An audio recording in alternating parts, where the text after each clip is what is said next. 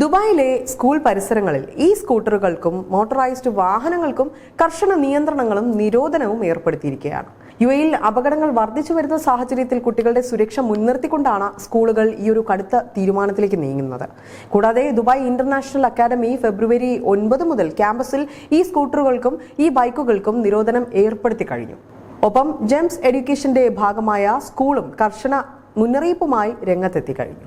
School ഗേറ്റുകളിൽ വിദ്യാർത്ഥികൾ ഈ സ്കൂട്ടറുകൾ ഉപയോഗിക്കുന്നത് അപകടകരമായ രീതിയിലാണെന്നും അധികൃതർ ചൂണ്ടിക്കാട്ടുന്നുണ്ട്.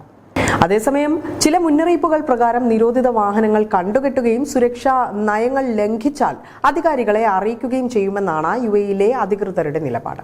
കൂടാതെ നിയമം ലംഘിച്ചു കൊണ്ടുവരുന്ന സ്കൂട്ടറുകൾ സ്കൂൾ അധികൃതർ കണ്ടുകെട്ടുകയും ചെയ്യും. രക്ഷിതാക്കൾ നേരിട്ടെത്തിയാൽ മാത്രമാകും പിന്നീട് ഇത് തിരികെ നൽകുക.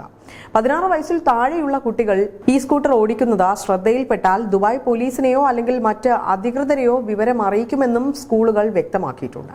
കൂടാതെ ഡൽഹി പ്രൈവറ്റ് സ്കൂൾ പോലെയുള്ള സ്ഥാപനങ്ങൾ നിയമലംഘനങ്ങൾക്ക് യെല്ലോ കാർഡ് നൽകാനും ഇത് ആവർത്തിച്ചാൽ സസ്പെൻഷൻ നൽകാനുമാണ് തീരുമാനമെടുത്തിരിക്കുന്നത്.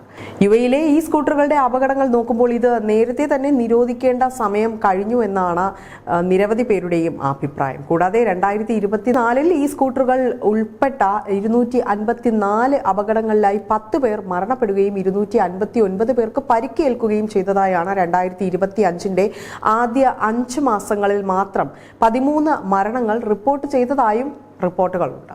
അതേസമയം മണിക്കൂറിൽ 100 കിലോമീറ്ററിലധികം വേഗതയിൽ ഈ ബൈക്കുകൾ ഓടിക്കുന്ന നിരവധി കൗമാരക്കാരെയാണ് ദുബായ് പോലീസ് പിടികൂടിയിട്ടുള്ളത്. ഇതിൽ ഹെൽമെറ്റ് ഇല്ലാതെയും ഹെഡ്ഫോണുകൾ വെച്ചും ട്രാഫിക് നിയമങ്ങൾ പാലിക്കാതെയും യാത്ര ചെയ്യുന്നത് വലിയ ദുരന്തങ്ങൾക്ക് വഴിയൊരുക്കുന്നുവെന്നും അധികൃതർ വ്യക്തമാക്കുന്നുണ്ട്. കൂടാതെ തന്നെ ഓരോ യുഎഇ നിവാസിയും എന്താണ് യുഎഇയിലെ ഈ സ്കൂട്ടർ നിയമമെന്ന് അറിയേണ്ടത് അത്യാവശ്യമാണെന്നും അധികൃതർ പറയുന്നു. കുറഞ്ഞത് 16 വയസ്സ് പൂർത്തിയായ ഒരാൾക്ക് മാത്രമാണ് ഇത് ഓടിക്കാൻ അനുവാദമുള്ളത്. ഒപ്പം RTA നൽകുന്ന ഈ സ്കൂട്ടർ പെർമിറ്റോ അല്ലെങ്കിൽ ഡ്രൈവിംഗ് ലൈസൻസോ നിർബന്ധമായും ഉണ്ടായിരിക്കുകയും വേണമെന്നും അധികൃതർ ഓർമ്മപ്പെടുത്തുന്നുണ്ട്.